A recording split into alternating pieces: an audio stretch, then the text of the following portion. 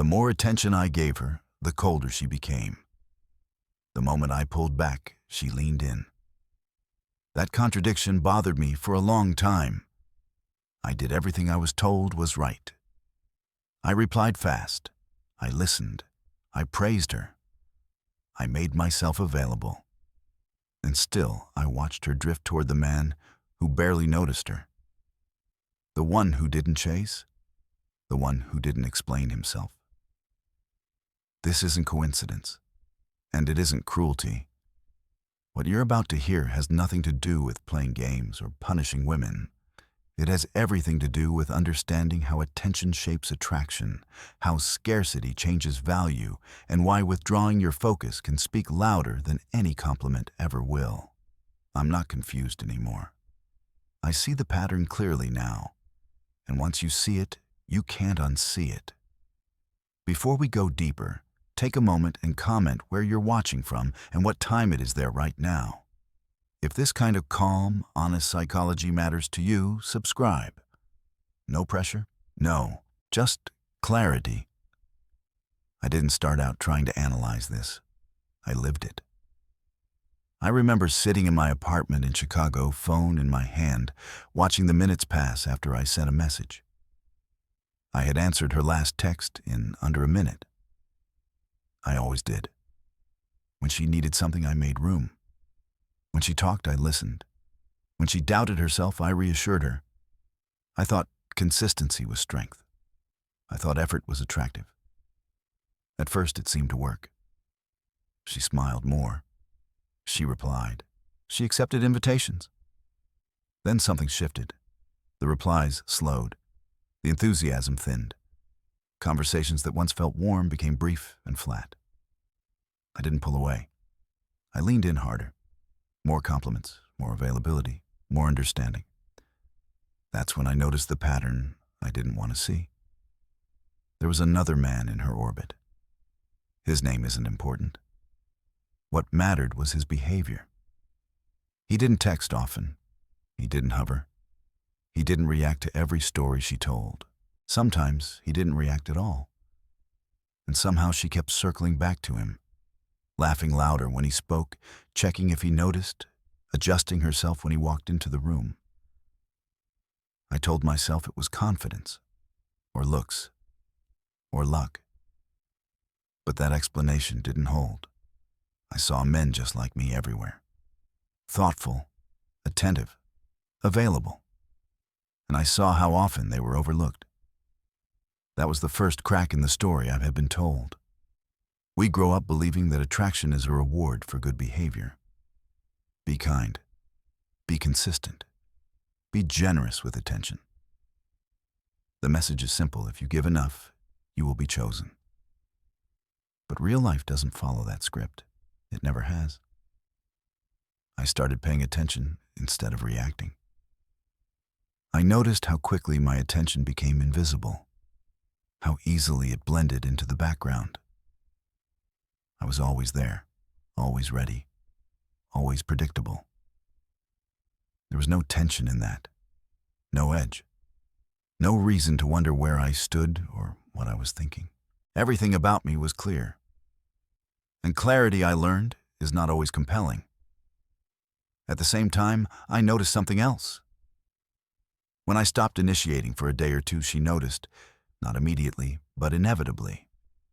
A short message, a question, sometimes just a signal, nothing dramatic, just enough to test the line. That's when it hit me. This wasn't about affection, it was about attention. Attention is not neutral. It carries meaning. It signals priority. It communicates value. When I gave it freely and endlessly, it stopped saying anything at all. I'm not talking about being distant or cold by default. I'm talking about the difference between chosen attention and automatic attention. One has weight. The other doesn't. Most men never make that distinction. I didn't either.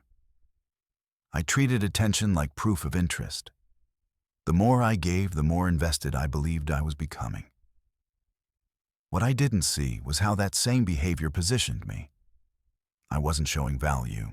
I was removing all friction. There's a quiet law that governs human desire.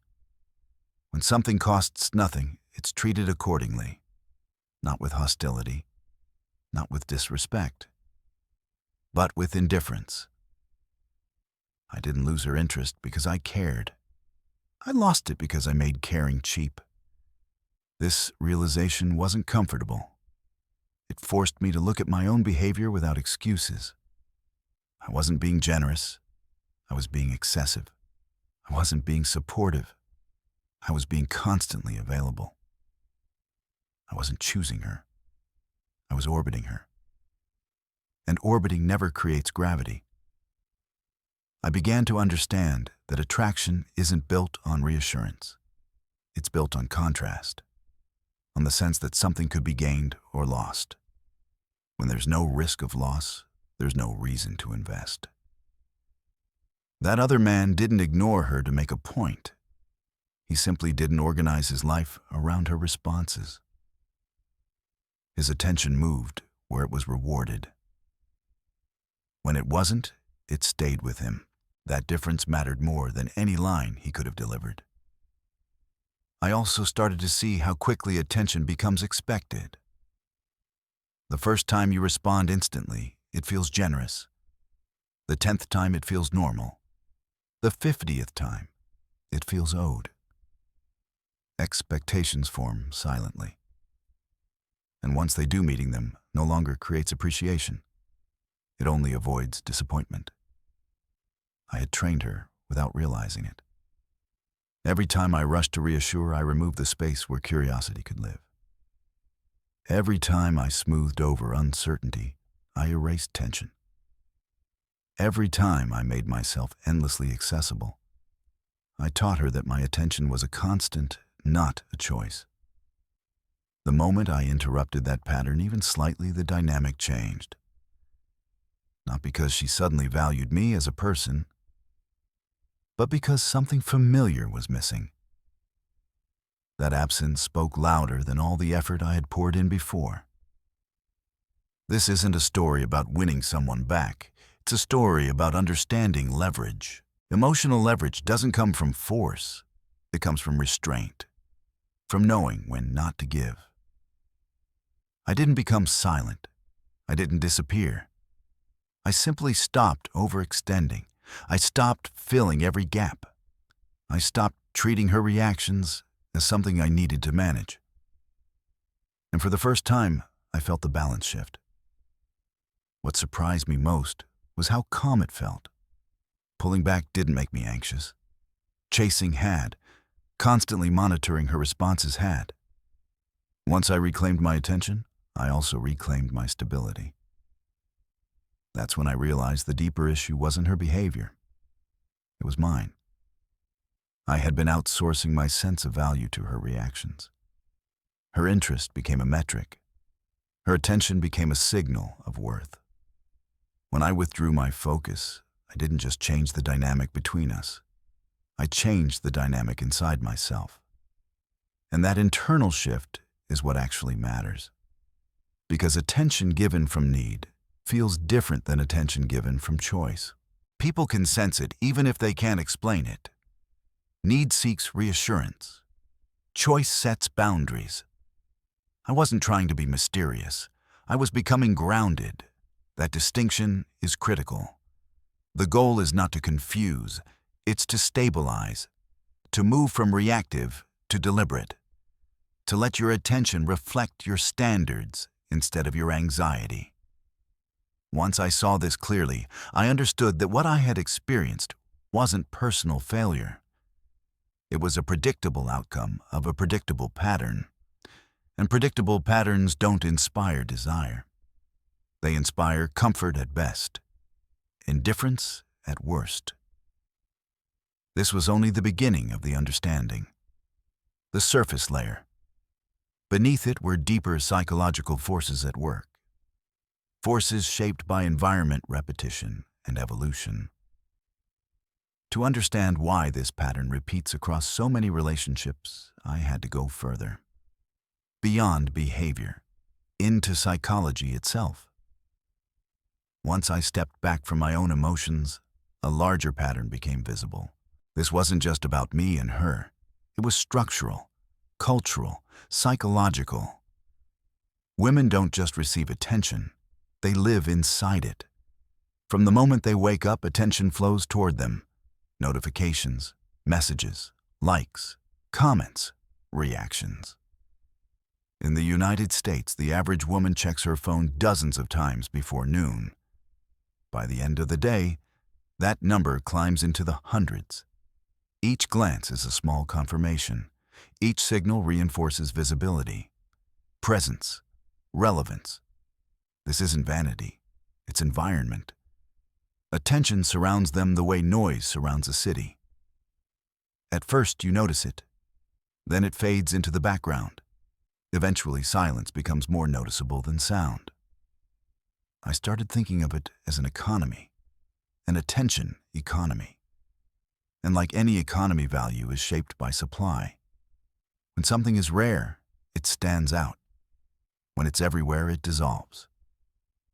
Most men don't understand this because they don't live in it. We experience attention differently, less frequently, less passively. Often only when we actively pursue it. So when we give attention, we assume it carries weight. We assume it lands the way it feels to give. But for her, it doesn't land that way. Your message doesn't arrive alone. It arrives alongside 5 others. Your compliment doesn't stand out. It blends. Your availability doesn't feel special. It feels familiar. That realization was uncomfortable. It meant that much of what I thought was meaningful effort was actually background noise. In an environment of abundance, attention loses its signaling power. Think about air. You don't value it until it's gone. You don't think about it until you can't breathe. The same principle applies here. Constant attention stops registering as value. It becomes assumed, expected, invisible. This explains something I had never been able to articulate. Why my early effort felt effective then suddenly irrelevant. Why consistency turned into stagnation. Why being there stopped mattering. It wasn't that I did anything wrong. It was that I became predictable in a system that rewards contrast. When attention is always present, its absence becomes the only meaningful signal left. That's when scarcity enters the picture. Scarcity isn't manipulation, it's perception. It's the brain's way of prioritizing. When resources are limited, we pay closer attention. When they're unlimited, we stop tracking them. Her brain isn't keeping a moral scorecard. It's managing inputs. I began to see how quickly attention is discounted when it's given without friction. No effort required, no uncertainty, no cost. In economic terms, its price drops to 0. And 0-priced resources are consumed without appreciation. This isn't gendered cruelty. It's human behavior. We do it with time, with money, with information, with people. When I gave attention without restraint, I removed all signals of selectivity. I communicated without words that my focus had no competing priorities, that it was always available, that it required no discernment. That message mattered more than anything I said. At the same time, I watched how she reacted to attention that wasn't guaranteed. Delayed responses, partial engagement, conditional presence. Those moments drew her in. Not because they were pleasant, but because they stood out. They broke the pattern. I'm not suggesting that deprivation creates desire by itself. Absence alone doesn't build attraction, but contrast does. And contrast only exists when there's variation. Most men flatten the interaction by staying at one level of engagement, high, constant, unchanging. That creates emotional monotony, and monotony kills curiosity. Curiosity requires gaps. When something isn't immediately explained, the mind fills the space. When something isn't instantly available, the brain assigns it potential value, not because it's good, but because it's unknown. I noticed how quickly her attention sharpened when something disrupted the flow.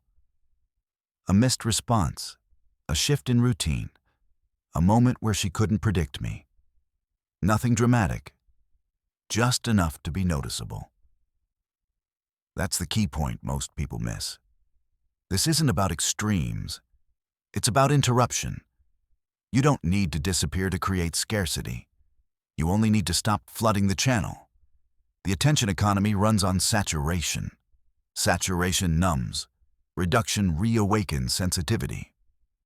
Once I saw this, I stopped personalizing her reactions. I stopped asking whether she liked me. That question was irrelevant. The more important question was whether my attention still had meaning in her environment. Meaning comes from difference. In a world where everyone gives the one who doesn't stands out. Not because he's superior, but because he's statistically rare. That rarity triggers evaluation. Who is he? Why is he different? What does he know that others don't? Those questions don't arise when behavior is uniform. I also began to understand why being nice fails so often. Niceness is common, predictable, safe. It doesn't disrupt. It doesn't signal selectivity. It doesn't imply standards. And standards are what give attention weight. When you choose carefully where to place your focus, your attention becomes a marker. When you give it to everyone, it becomes background radiation. I had mistaken volume for value. I thought more meant better. But in this system, more meant cheaper. This insight didn't make me bitter. It made me precise. I didn't want to withdraw out of spite. I wanted to reclaim intention, to make my attention deliberate again, to ensure that when I gave it, it actually meant something. That shift alone changed how I moved through interactions. I listened differently. I responded more slowly, not to create anxiety, but to respond from presence instead of impulse. I stopped filling silence. I let pauses exist. And those pauses did more than any reassurance ever had. Because in the attention economy, silence is not emptiness. It's contrast. Once I understood that the question stopped being, why does ignoring her work? The real question became, what does my attention represent when I give it? That question changes everything. Once you understand the attention economy, the next layer reveals itself naturally. Scarcity. Scarcity isn't a tactic. It's a law of perception. The human brain is designed to prioritize what is limited, not because it's better, but because it might disappear. I didn't invent this idea. I watched it play out in real time. When my attention was constant, it blended into her environment. When it became selective, it stood apart. Nothing else changed. My tone stayed calm. My behavior stayed respectful. The only difference was availability. That difference mattered. The scarcity principle is simple. When something is easy to obtain, we assume it will always be there. When access becomes uncertain, our awareness sharpens. The brain begins tracking, monitoring, evaluating. This is not romance. It's cognition. Imagine walking into a grocery store where every shelf is fully stocked. You don't rush. You don't prioritize. You assume abundance. Now imagine being told one item will be gone by tomorrow. Suddenly it has weight, even if you didn't need it before. That's what selective attention does. It turns something ordinary into something noticeable. Most men unintentionally remove scarcity from the beginning. They signal unlimited access, instant replies, endless availability, emotional presence without condition. The message is clear. My attention has no competing demands. And that message collapses value. When I stepped back, I didn't create desire. I created contrast, and contrast forced evaluation. Her mind began asking questions it hadn't needed to ask before. Where did his attention go? Why isn't he responding the same way? What changed? Those questions weren't triggered by cruelty. They were triggered by disruption. Scarcity creates friction. Friction creates awareness. This is where many people misunderstand the principle. They think scarcity means coldness. It doesn't. Coldness repels. Scarcity attracts because it suggests choice. When something is scarce, we assume it's allocated deliberately. That assumption matters. It implies standards, discernment, value judgment. By not giving attention automatically, I wasn't rejecting her. I was signaling that my focus was not infinite, that it moved with intention. That signal carries more weight than compliments ever could. There's a reason luxury brands limit supply. It's not because production is difficult. It's because limitation itself creates status. Availability erodes distinction. The same psychology applies here. I also noticed how scarcity changes behavior on both sides. When attention becomes limited, people adjust. They become more precise, more aware, more invested. I became more grounded. She became more attentive. Not because I was trying to provoke her, but because the interaction finally had structure. Structure matters. Unlimited access creates chaos. Limited access creates order.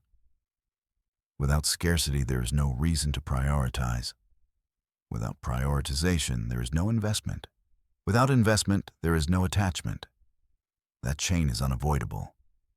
I watched how her responses shifted. Subtle changes at first. Questions instead of statements. Curiosity instead of assumption. She noticed tone, timing, presence. Not because she suddenly valued me more as a person, but because my attention had regained informational value. Information matters to the brain. When something is predictable, it stops conveying information. When it becomes uncertain, the brain pays attention again. Scarcity reintroduces information. That's why withdrawal is powerful. Not because absence hurts, but because absence informs. It tells the other person that conditions have changed. And the brain hates unresolved change. It seeks explanation. That search creates engagement. Many men sabotage this without realizing it. They explain themselves too much. They fill the gap. They remove the uncertainty before it can do its work. They say things like, "I've just been busy," or "I didn't mean to disappear," or "I hope I didn't upset you." These explanations collapse scarcity. They reassure the brain that nothing has changed. But something has changed, and it needs to remain unresolved long enough to be processed. This isn't about deception. It's about allowing space. Space is what makes presence meaningful. When attention is scarce, it becomes a signal. When it's abundant, it becomes noise. I also realized why this dynamic feels uncomfortable for men at first. We're taught to resolve tension quickly, to clarify, to reassure, to smooth edges. But attraction doesn't grow in smoothness. It grows in polarity. Polarity requires difference. Difference requires distance. Not emotional distance, structural distance. When everything is immediate and accessible, there is no polarity, just flatness. Scarcity introduces shape. This is also why the effect only works when there was a tension to begin with. You can't withdraw what was never there. Scarcity only has meaning when something existed and then became limited. That's an important boundary. Ignoring someone who doesn't know you exist creates nothing. Withdrawing from an established pattern creates impact. The order matters. I had already given attention. I had already established presence. When I reduced it, The system recalibrated. That recalibration wasn't emotional, it was mechanical. The brain adjusts to input changes automatically. No intent required. Understanding this removed guilt. I wasn't harming her. I wasn't manipulating. I was simply no longer oversupplying a resource. Oversupply always leads to devaluation. Once I accepted that, I stopped apologizing for restraint. I stopped feeling obligated to overgive. I let my attention reflect my actual capacity and priorities. That authenticity mattered more than strategy. Scarcity that is forced feels artificial. Scarcity that reflects a real life feels natural. That's the difference between playing games and having standards. Games are performative. Standards are structural. I wasn't pretending to be unavailable. I was reclaiming time, focus, energy. And when scarcity is real, it doesn't need explanation. The most interesting part is this. The moment I stopped trying to create attraction, it started to appear. Because I was no longer managing her reactions, I was managing my investment. That shift is what scarcity actually represents. Not absence. Choice. Scarcity explains the surface. Evolution explains the depth. To really understand why withdrawal of attention has such a strong effect, I had to step away from modern dating language and look further back. Long before phones, before cities, before social media. Back when survival depended on the group. For most of human history, a woman's safety did not come from isolation. It came from connection, belonging to the tribe, being seen, being valued, being included. A woman who lost social standing faced real consequences. Fewer resources, less protection, higher risk for her children. That pressure shaped the female nervous system. Over thousands of generations, women developed a heightened sensitivity to social feedback. Approval, disapproval, inclusion, exclusion. These signals weren't abstract. They were survival data. This is where modern men often get confused. We interpret reactions at face value. We assume conscious intent. But much of this response lives far below awareness. When attention is withdrawn, the brain doesn't calmly analyze it. It reacts. Not with logic, with alarm. That alarm isn't loud. It's subtle. A tightening, a question, a compulsion to restore balance. Something has shifted. A connection feels unstable. The system wants correction. I saw this play out in small moments. Not dramatic confrontations, just changes in behavior, increased checking, more engagement, attempts to reestablish visibility. This wasn't manipulation on my part. It was a biological response on hers. The female brain is wired to monitor relational security, not out of weakness, but out of necessity. That wiring never disappeared. It adapted. In modern life, social survival looks different, but the mechanisms remain. Being ignored today doesn't threaten physical survival, but the brain doesn't fully differentiate. It reads withdrawal as loss of status, loss of influence, loss of connection. That's why reactions often feel disproportionate. A delayed reply triggers thought. A missed invitation triggers discomfort. A lack of validation creates anxiety. Not because the event itself is significant, but because the system is calibrated to detect early signs of exclusion. Men don't experience this the same way. Our evolutionary pressures were different. Long periods of solitude were normal. Hunting, guarding territory. Being alone didn't mean being abandoned. It meant functioning. So our nervous systems adapted accordingly.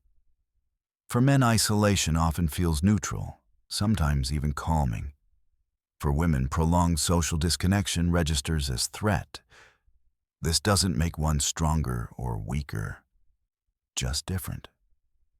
When I withdrew attention, I wasn't punishing her. I was triggering a deeply ingrained monitoring system, one designed to restore social equilibrium. That restoration instinct explains why she didn't simply move on, why curiosity replaced indifference, why effort followed absence. The brain doesn't like unresolved loss, especially loss of something that was once stable. This also explains why the effect is strongest with women who are used to high levels of attention. The system is accustomed to constant reinforcement. When that reinforcement disappears, the contrast is sharper. Think of it like this. A system that runs on frequent signals reacts more aggressively to silence than one that doesn't. That's not entitlement. It's conditioning. I also began to understand why public attention matters so much. Social awareness isn't just personal.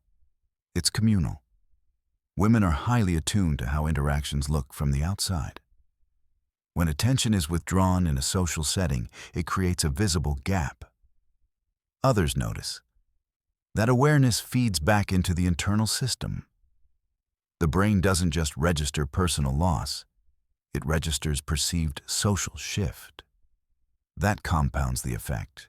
I saw this when I stopped orienting toward her in group settings. I wasn't rude. I wasn't distant.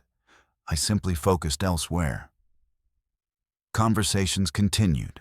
Laughter existed, but not around her. The dynamic changed. Not because I made a statement, but because the system detected a shift in social positioning. That's the part most men never see. Attention isn't just a private exchange. It's a social signal, and women are extremely sensitive to those signals because their brains evolved to track them. Understanding this removed resentment. It reframed the situation. She wasn't shallow. She wasn't manipulative. She wasn't broken. She was responding to stimuli her nervous system was built to prioritize. And I wasn't clever. I wasn't superior. I had simply stopped feeding the system constantly. That pause created a gap. The gap activated awareness. I also noticed something else. When attention returned after a period of absence, it landed differently. It felt heavier, more focused, less disposable. Scarcity didn't just increase desire, it increased sensitivity. She listened more closely.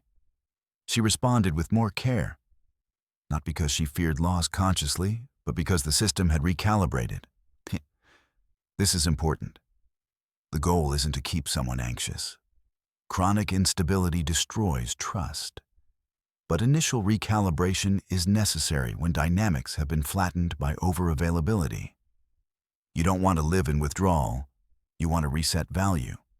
Evolutionary pressure explains why this reset works. The brain prioritizes what appears unstable but recoverable, not total loss, potential loss. That distinction matters. If attention disappears completely, the system eventually adapts. If it fluctuates, it stays alert. That's why measured withdrawal is effective. And total disappearance is not. The female brain isn't chasing neglect. It's responding to change. This also explains why dramatic gestures rarely work long-term. They spike attention, but don't restructure dynamics. Once the signal stabilizes again, the old pattern returns.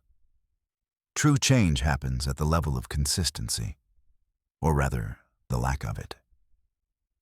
I had to confront another uncomfortable truth. When I overgave attention, I wasn't just devaluing myself in her eyes. I was also violating my own evolutionary wiring. Men are not designed to orbit. We're designed to pursue purpose, direction, mission.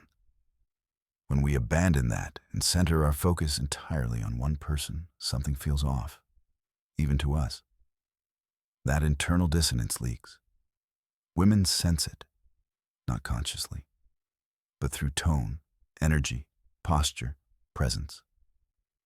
When I reclaimed my direction, my attention naturally became less frequent. not because I was trying to create scarcity, but because my life had structure again. That structure aligned with my own wiring, and that alignment made my presence feel more stable when it did appear. Evolution works both ways. Men are attractive when they are oriented. Women are responsive when connection feels earned but secure. Withdrawal isn't the end goal. Alignment is. Understanding this changed how I saw attraction. It's not a game of tactics. It's an interaction between two nervous systems shaped by different pressures trying to find equilibrium. When I stopped fighting that reality and started respecting it, everything became simpler. The mystery wasn't why ignoring her worked. The mystery was why I ever thought constant availability would.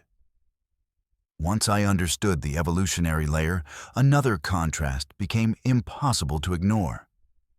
The way men and women experience being ignored is not symmetrical. For me, silence never felt dangerous. It felt familiar. I grew up learning to handle things alone. Long hours, internal pressure, problem solving without reassurance. When attention disappeared, I didn't interpret it as rejection. I interpreted it as space, sometimes relief. That isn't accidental. Men evolved to operate independently for extended periods. Hunting, guarding, traveling. Isolation wasn't a threat. It was part of the job. Our nervous systems adapted to tolerate it, even find focus inside it. That internal reference point matters. Most men derive self-worth from competence, from doing, from progress, from tangible results. Social feedback plays a role, but it isn't the core stabilizer. Women evolved differently. For them, stability came from relationships, networks, emotional attunement, inclusion. Their nervous systems became finely tuned instruments for detecting changes in social climate. That difference creates a gap in perception. When a man withdraws attention, he often assumes it will be received the way he experiences withdrawal: neutral, temporary, manageable. But on the other side, it lands differently. Not as silence, as signal. A signal that something in the relational field has shifted. That shift activates vigilance. This is why men are often confused by the intensity of response. Why a delayed message becomes a topic. Why distance creates pursuit. Why indifference draws focus. It isn't because women can't handle rejection. It's because their systems are calibrated to monitor relational stability more closely. That monitoring happens automatically. When attention is present, the system relaxes. When it's withdrawn, the system scans. What changed? Why? What does this mean for my position? This isn't conscious rumination. It's pattern recognition. I began to see how often men misinterpret this. They think the reaction means desire. Sometimes it does. Sometimes it doesn't. Often it means the system is trying to restore equilibrium. That distinction matters. Withdrawal creates movement. Movement isn't always attraction. Sometimes it's regulation. But regulation still leads to engagement. And engagement is the doorway where attraction can grow. Men, by contrast, don't experience the same compulsion. When a woman withdraws, we tend to internalize it. We assume loss. We retreat. Our systems don't demand immediate restoration. We adapt. This asymmetry explains so many crossed wires. A woman pulls back expecting pursuit. A man pulls back expecting space. Each reads the situation through their own wiring. When I withdrew attention, I wasn't escalating. I was stabilizing. From my perspective, nothing dramatic was happening. But from hers, something had shifted. That gap is where the effect lives. Understanding this stopped me from personalizing her behavior. She wasn't being dramatic. She was responding to a change in signal strength. It also helped me see why men who are internally grounded have such a strong effect without trying. Their attention naturally fluctuates because it's anchored elsewhere. Purpose, work, direction, internal metrics. Their withdrawal isn't reactive, it's structural, and structural signals are the strongest. I noticed that when my own sense of worth came from inside, my attention became cleaner, less needy, less performative. When I gave it, it felt contained. When I didn't, it felt natural. That internal stability mattered more than any external technique, because attention that comes from insecurity feels different. It carries pressure, expectation, hope for return. Attention that comes from abundance carries none of that. It stands on its own. Women sense this difference instantly, not through analysis, through nervous system resonance. When I was chasing, my attention was loaded. It asked for something. When I stopped, it simply existed. That shift alone changed the texture of interaction. I also began to see why men often overcorrect. They hear that ignoring works and turn cold, detached, silent. That's not what creates attraction.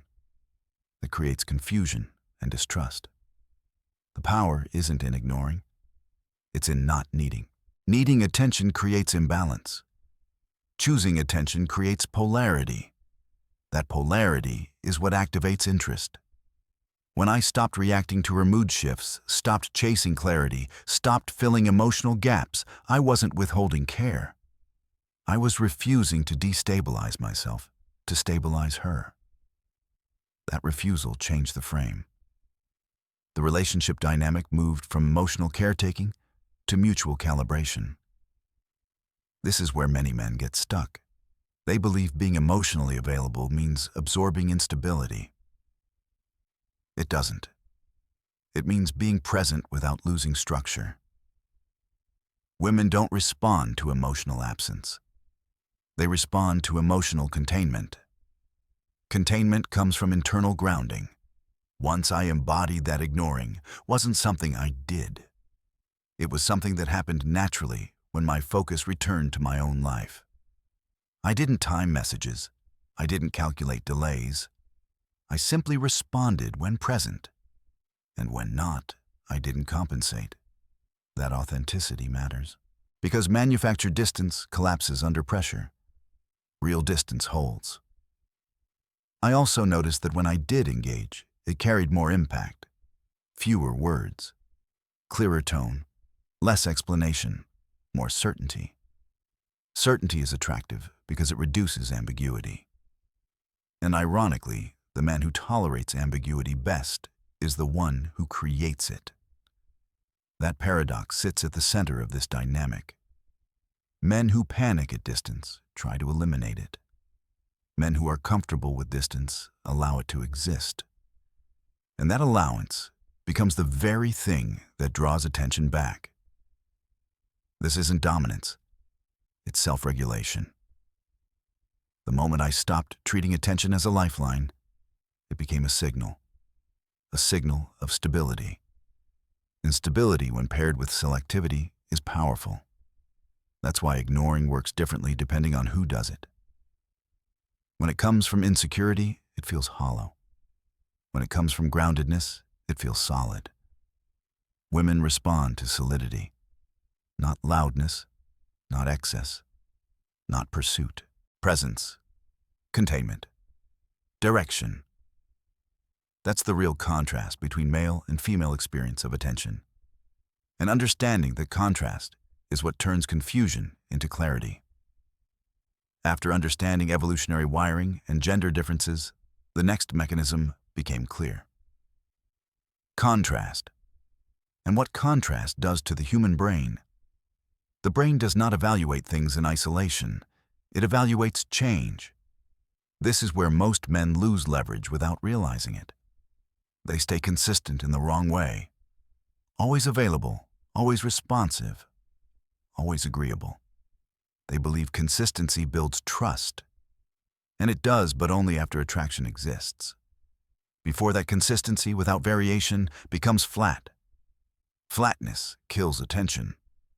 Psychology calls this the contrast effect. We don't feel temperature. We feel changes in temperature. We don't notice sound. We notice silence after sound. Meaning doesn't come from presence alone. It comes from difference. When my attention was constant, there was nothing to compare it to. It blended into the background of her life. But the moment it changed even slightly, it became visible again. That visibility wasn't emotional. It was neurological. Her brain registered a deviation from pattern. Something familiar was missing. And missing elements demand explanation. This is where intermittent reinforcement enters the picture. Intermittent reinforcement is one of the strongest conditioning mechanisms ever observed.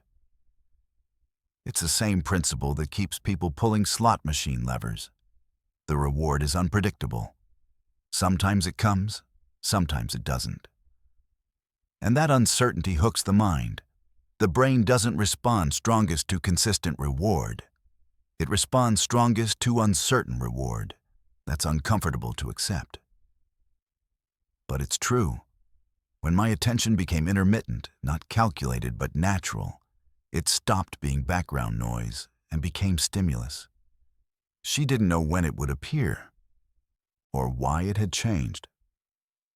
And that uncertainty created engagement, not panic. Engagement. This is where intention matters. If you withdraw attention out of resentment, it feels sharp. If you withdraw out of neediness, it feels passive-aggressive. But when attention fluctuates because your life has rhythm, it feels grounded. That kind of intermittence is powerful. Most men misunderstand this and try to manufacture unpredictability. They delay texts artificially. They disappear without cause. They send mixed signals. That's not intermittent reinforcement. That's instability. Instability repels. The difference is subtle but critical. Intermittent reinforcement works when the reward is meaningful and the absence is credible. When presence feels genuine and absence feels purposeful. I wasn't disappearing to provoke her. I was simply not filling every space anymore. I wasn't always available to respond because I wasn't always oriented toward her. That distinction changed everything. When I did respond, it wasn't diluted. It wasn't rushed. It wasn't compensatory. It landed with weight. That weight matters. Attention that arrives unpredictably but authentically carries more impact than attention that is constant but hollow. I also noticed how quickly predictability creates entitlement.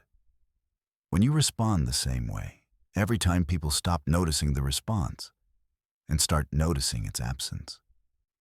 And absence in a predictable system feels like loss. Loss triggers action.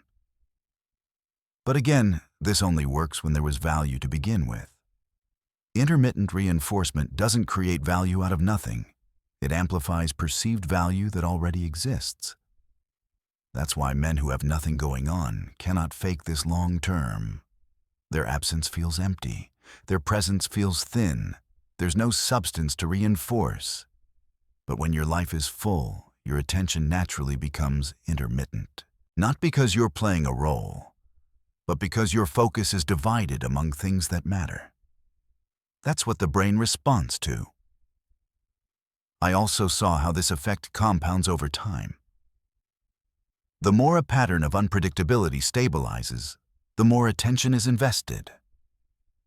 Not because the person enjoys uncertainty, but because the brain wants resolution. Resolution requires engagement. This is why men who chase clarity too early fail. They try to lock things down, define the relationship, eliminate ambiguity. But ambiguity is the engine of early attraction, not endless ambiguity. Just enough to keep the brain engaged. I stopped explaining myself. I stopped narrating my intentions. I let my behavior speak. that silence did more than any reassurance ever had. Silence creates space. Space invites projection. Projection creates interest. This is uncomfortable for men because we're taught to communicate directly, to clarify, to solve. But attraction is not a problem to be solved. It's a dynamic to be felt. When I accepted that I stopped trying to manage her emotions, I let her experience them. That's another key point. Men often try to stabilize women emotionally. We rush to soothe, to explain, to reassure. But that removes contrast. It flattens the experience. When I allowed contrast to exist, the dynamic became alive again. Alive doesn't mean dramatic. It means responsive. She became more aware of my presence because it wasn't guaranteed. I became more aware of my boundaries because I wasn't overextending. That mutual recalibration is where attraction grows. It's also where many men panic. They feel the tension and assume something is wrong. They rush to fix it. In doing so, they kill the very mechanism that was working. Tension isn't danger. It's energy. When you eliminate all tension, you eliminate movement. Intermittent reinforcement creates rhythm. Presence, absence, presence again. That rhythm keeps the nervous system engaged without overwhelming it.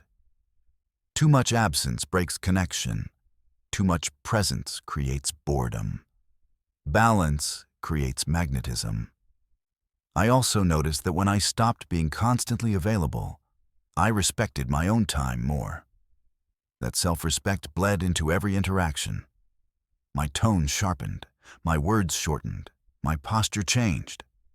Those nonverbal signals carried more weight than any strategy. Because the most powerful contrast isn't in messaging frequency. It's in energy. A man who is centered doesn't rush. A man who isn't doesn't pause. When I slowed down, everything aligned. This isn't about withholding affection. It's about allowing it to breathe. Affection that suffocates loses warmth. Affection that arrives with space retains heat. That's the paradox. The contrast effect doesn't work because women like being ignored. It works because the brain is sensitive to change, and change forces attention. Once you understand that, you stop asking how to ignore better. You start asking how to live in a way that naturally creates contrast. And that question leads somewhere much deeper. Once contrast and intermittent reinforcement are understood, the next mechanism reveals itself almost automatically. Validation. And what happens when it disappears? Most people underestimate how central validation is to modern identity, especially in environments saturated with feedback. Likes, replies, reactions. Approval signals move constantly, shaping emotional equilibrium without anyone consciously tracking them. For many women, validation is not a luxury. It is a regulator. This doesn't mean weakness. It means adaptation. When social feedback has always been available, the nervous system learns to rely on it. Regular affirmation becomes part of emotional homeostasis. I call this validation dependency, not as an insult, as a description. When validation flows consistently, the system remains calm. When it stops, the system destabilizes, not because the person is fragile, but because a stabilizing input has been removed. I didn't understand this until I saw the reaction firsthand. When I stopped affirming her the way I had before, she didn't withdraw. She intensified. More messages, more presence, more effort to be seen, sometimes subtle, sometimes obvious, always aimed in one direction. Restoration. Psychology has a term for this. Extinction burst. An extinction burst occurs when a behavior that was previously rewarded suddenly stops receiving reinforcement. Instead of fading immediately, the behavior spikes. The subject increases effort, intensity, frequency. It tries everything it knows to bring the reward back. This principle is observed in laboratories, but it plays out in everyday life constantly. When I removed validation, I didn't remove interest. I removed equilibrium. Her system reacted by trying to reestablish balance.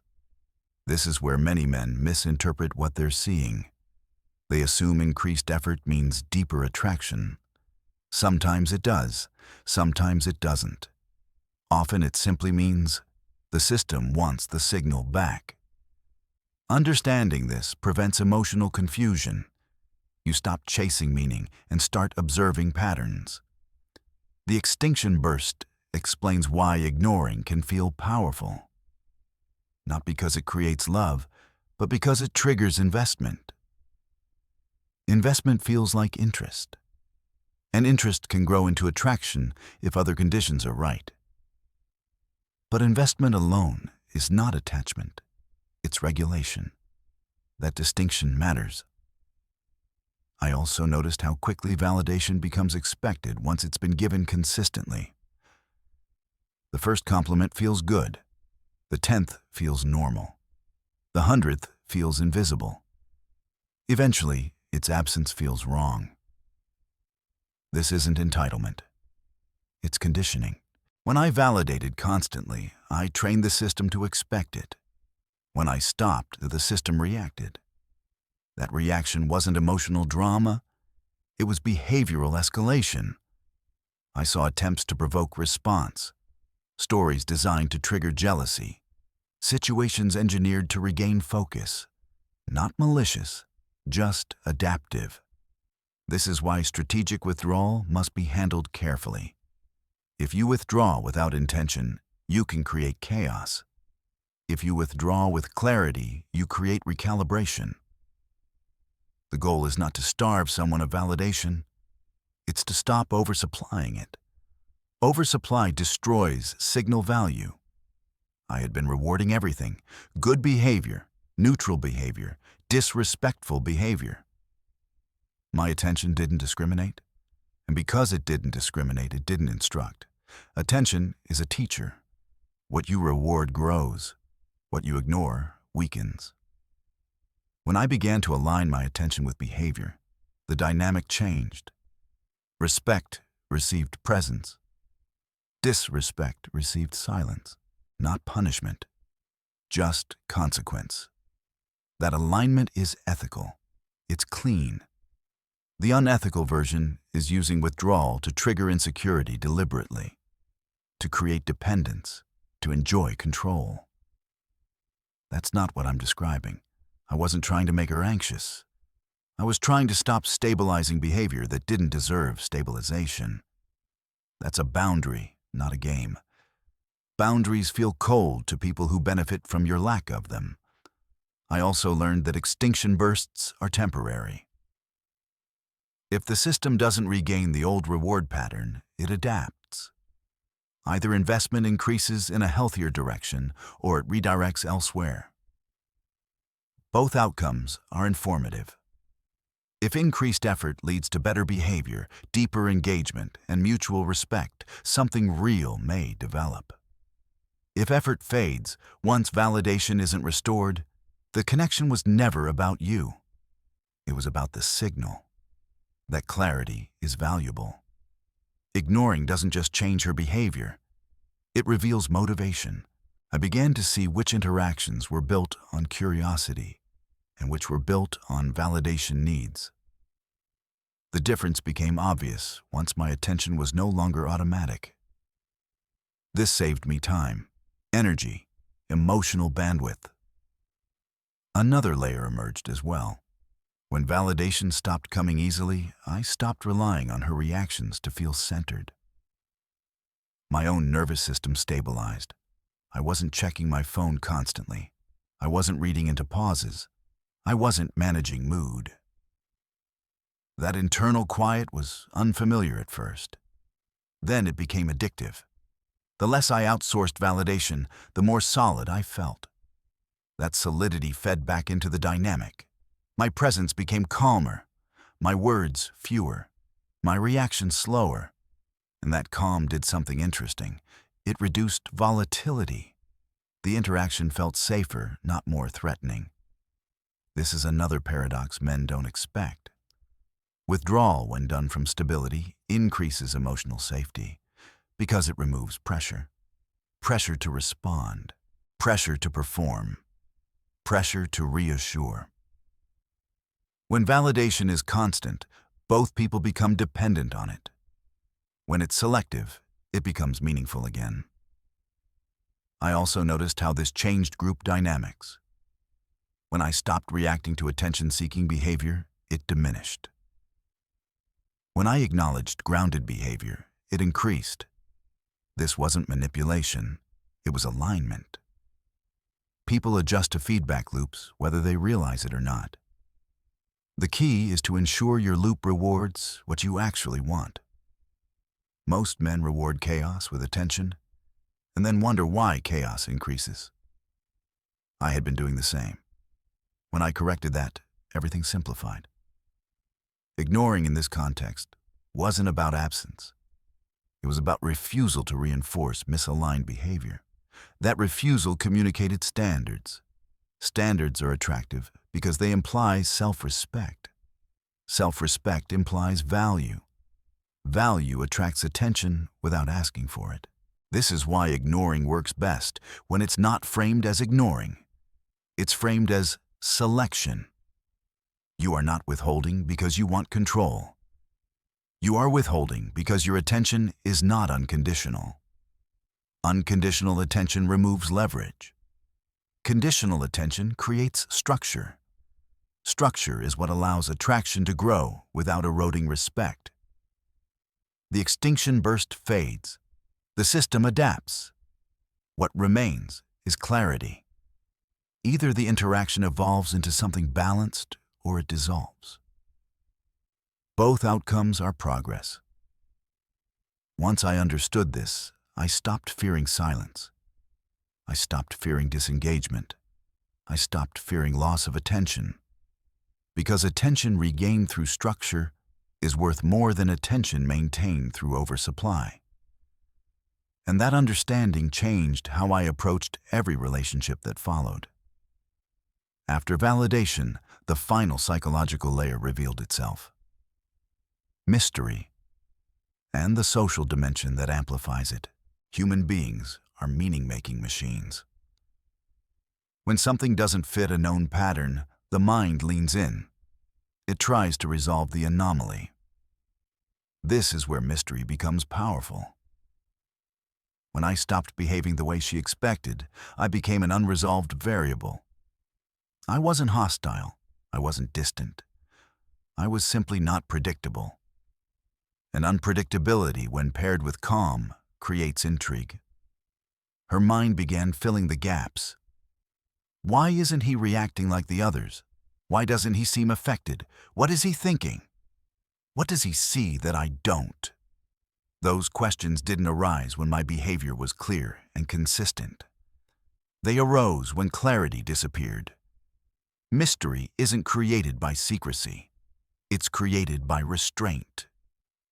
When you explain everything, you remove space for interpretation. When you leave some things unsaid, the mind steps in. This is especially powerful with women who are used to understanding male behavior quickly. Many attractive women develop strong, predictive models. They know what most men will do next. Compliment, pursue, seek approval. When you don't follow that script, you disrupt her model. Disruption forces attention. This isn't about confusing someone. Confusion creates anxiety. Mystery creates curiosity. The difference is stability. I wasn't erratic, I was steady, but I wasn't transparent. That combination is rare. Most men are either predictable and safe or erratic and unstable. Few are calm and unreadable. Calm unreadability is magnetic. I noticed how she watched me more closely in group settings, not openly, peripherally, checking reactions, looking for cues. That's when social proof entered the equation. Social proof is the perception of value based on how others respond to you, or how you respond to others. In social environments, attention is visible. Where you place it sends signals. When I stopped orienting toward her, others noticed. Conversations flowed elsewhere. Laughter happened without her. The social field adjusted. This wasn't exclusion. It was redistribution. And redistribution changes perception. When an attractive woman isn't the center of attention, it creates dissonance. Not because she expects worship, but because the environment contradicts expectation. Expectation violations stand out. Other people began interacting with me more. Not because I was performing, but because I was present. Grounded, unconcerned with hierarchy. That engagement fed back into the system. She didn't just notice my lack of attention. She noticed others' attention toward me. That combination is powerful. Social proof doesn't require popularity. It requires ease. A man who moves comfortably through social space without seeking validation signals abundance. He appears chosen by the environment, not desperate to be chosen by an individual. That signal carries weight. Women are extremely attuned to social context, not out of insecurity, but out of adaptive awareness. Social positioning has always mattered. When my behavior suggested I wasn't competing, wasn't chasing, wasn't adjusting myself to win approval, it shifted how I was perceived. I wasn't above anyone. I was simply self-directed. Self-direction is attractive because it implies internal hierarchy. Another important point emerged here. Mystery collapses if it's forced. If you withdraw attention but constantly check reactions, the mystery evaporates. If you stay silent but radiate tension, the signal is clear. True mystery requires internal quiet. You can't pretend not to care while caring intensely. The body gives it away. This is why techniques fail. They're visible. What works is alignment. When your life genuinely has momentum, your attention naturally becomes selective. You don't explain because you don't need to. You don't react because you're occupied. That authenticity preserves mystery. I also learned why oversharing is such a common mistake. Men explain their thoughts, intentions, feelings, plans. They think transparency builds connection. It can, later. Early on, transparency without grounding removes intrigue. It answers questions before they're asked. It closes loops prematurely.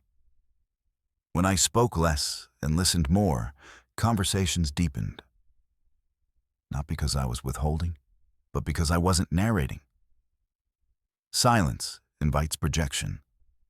Projection creates emotional investment.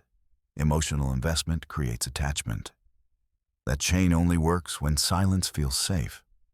Not punitive, not cold, just open. In group settings, this effect multiplies.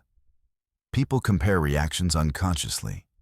When everyone orients toward someone and one person doesn't, that deviation becomes noticeable. Deviation implies independence.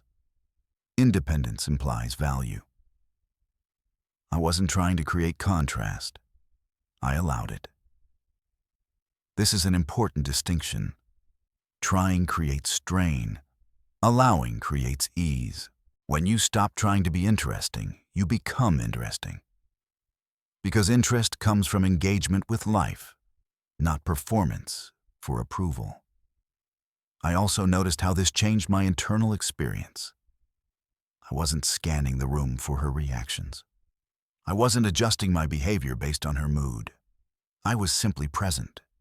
That presence anchored the interaction. The less I monitored her, the more she monitored me. That inversion is not power. It's balance. Mystery, social proof, and attention withdrawal all converge on one principle. Direction. A man with direction doesn't need to signal value. His behavior reflects it. Ignoring works when it's a byproduct of direction. It fails when it's a substitute for it. Once I understood this, I stopped thinking in terms of tactics. I started thinking in terms of alignment. Am I oriented toward my own life? Am I investing attention where it's reciprocated? Am I calm regardless of response? When the answers were yes, everything else followed naturally. Mystery wasn't something I created. It was something I stopped destroying. Social proof wasn't something I chased. It emerged. An attraction wasn't something I demanded. It responded. This isn't magic. It's structure. When structure exists, behavior reorganizes around it. That's why ignoring works in public settings so powerfully.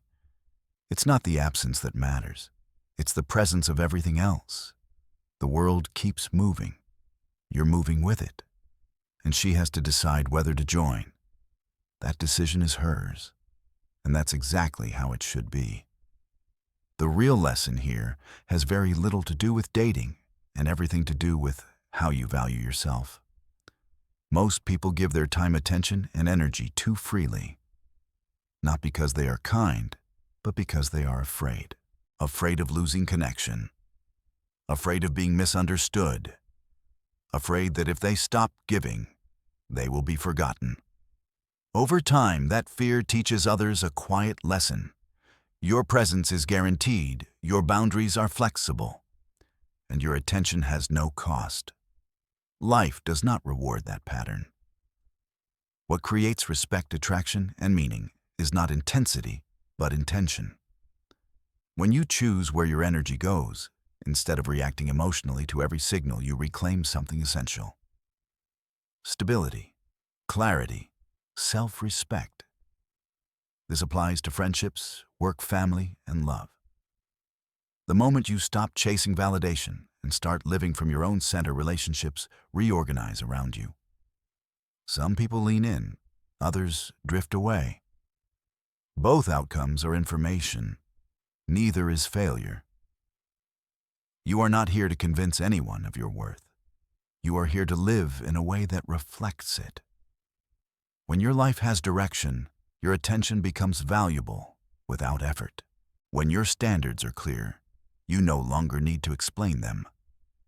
When your boundaries are quiet but firm, the right people feel safe around you, and the wrong ones reveal themselves quickly.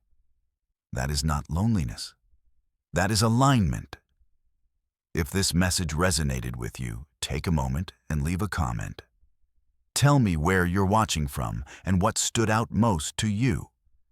And if you want more calm, honest reflections like this, consider subscribing. Not out of impulse, out of choice.